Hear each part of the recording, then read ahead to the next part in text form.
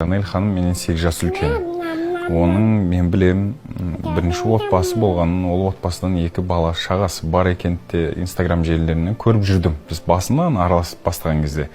Мен студентпін ол кезде. Сөйтіп ешқандай ондай ойым жоқ та. Мен қайда, бұл кісі қайда, өйткені Жанель кәдімгідей қалыптасқан актриса.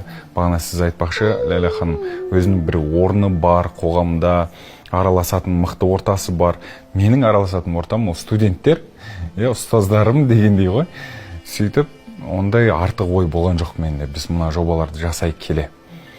Қай кезде, міне, человеку нужен человек деген кезде, біз сол жобаны жасап жатқан кезде, менің де басым бос, бұл кісінің де басы бос, сөйтіп, бір іште бір сезім, жылулық бір болды, ол жобаны жасап жатқан кезде, бірақ айтылған жоқ та, өйткені мен де бір аттап басқым келмеді бұл кісінің хақысына.